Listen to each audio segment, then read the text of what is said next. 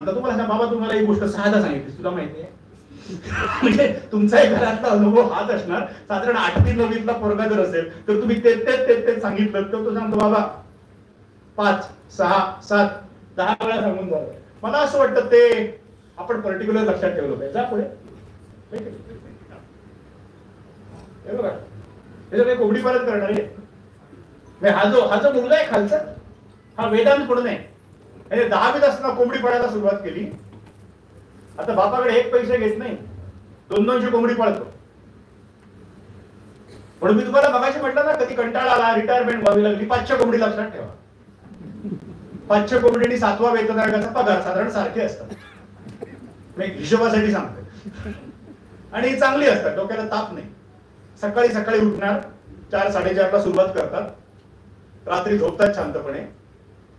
1.5 पावणे 2 किलो झाला की विकून टाकायचा. 700-800 रुपये मिळतात.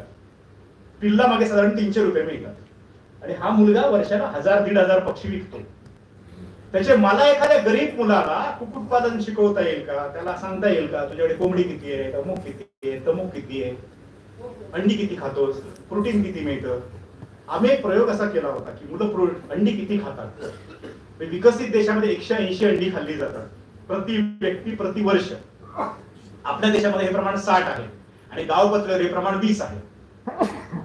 आणि आपल्या कमी रिझल्टचं, कमी स्टॅमिनाचं एक कारण, मी डॉक्टर म्हणून जबाबदारीने बोलतोय, हा प्रोटीन एनर्जी माल न्यूट्रिशन आहे.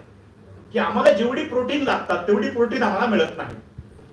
आणि अंड्यासारखं जगात कुठचं प्रोटीन नाही एवढं चांगलं पॅक केलेलं, नो अडल्ट्रेशन. बरोबर आहे, सगळ्यात चांगलं. आणि तुम्ही हे बघता खाली, ही मुलगी बघितली, ही मुलगी तर 4थीत आहे. तिचं नाव आहे मानसी. आणि ज्याला कोंबडं घुडात घालता येतं, म्हणजे पकडून पळणार, तो जगातल्या सगळ्या गोष्टी पकडू शकतो. बरोबर आहे. तुम्ही कधी पकडून जर बघितलं असेल, ज्यांना डायबिटीस असेल त्याने 10 कोंबडी घ्यायची आणि त्यांना रोज सोडायचं आणि रोज घुडात घालायचं. तुम्हाला सांगतो इन्सुलिनची गरज पडणार नाही, एवढे तुम्हाला ते दमवतात. आणि मी तुम्हाला सगळ्यांना विनंती करेन, असे काहीतरी प्रयोग ना तुम्ही घरी करून बघा. मी तुम्हाला हे एवढ्याचसाठी सांगतोय, मी आहे जातीचा ब्राह्मण, कोकणस्थ ब्राह्मण आहे. मी कोंबडी पाळण्यापासून, शेळी पाळण्यापासून, गाईचं शेण काढण्यापासून सब कुछ केलेला आहे. आणि तुम्ही सब कुछ करता तेव्हाच तुम्हाला बोलण्याचा अधिकार येतो, अन्यथा अधिकार येत नाही. तुमची तपस्या जोपर्यंत नाही तोपर्यंत मंत्र उच्चारण्यात काय अर्थ नाही. मंत्र हे उच्चारण नाहीये, मंत्राजारी तपश्चर्या नाही. म्हणजे माझी आईने एकदा मला सांगितलं होतं, प्रसाद तू सगळे पैसे फुकट घालवलेस. आई झालं काय तेवढं, एक तर तुझी मुंज केली त्याच्यात तुझे पैसे फुकट गेले. तू काय स्नान संध्या करत नाहीस, डॉक्टर केला त्याचा काही उपयोग नाही, ते बिनकामाचं झालं, ते पैसे फुकट गेले. आता तू कोंबडी पळतोय. आपल्या देशाचं, देवाचं, धर्माचं काय होणार? मी तिला सांगितलं, मी तुला बॉन्ड पेपरवर घेऊन देतो, कोंबडीचा अभ्यास करेन म्हटलं, मासे मटण खाणार नाही 100% म्हटलं. आईच्या मनात भीती ती होती की हा प्रोटीनच्या प्रेमापोटी अंड्याकडे जाईल की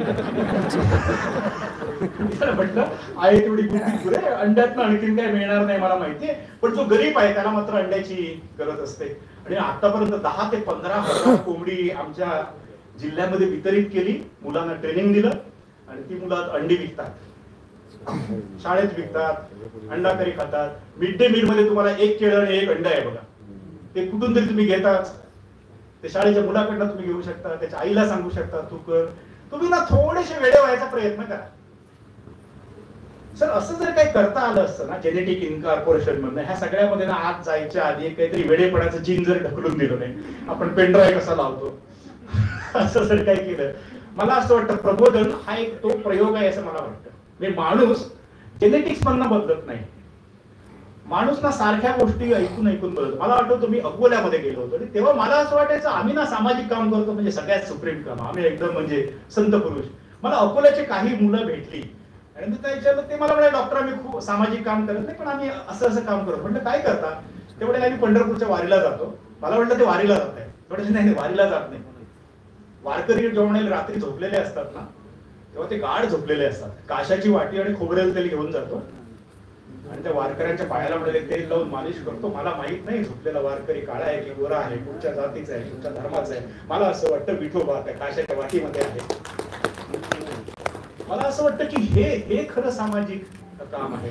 आणि ज्या लेवलला आम्ही सगळे म्हणतो की आम्ही जागतिक अर्थसत्तेमध्ये जाणार, अमुक जाणार, तमुक जाणार, ते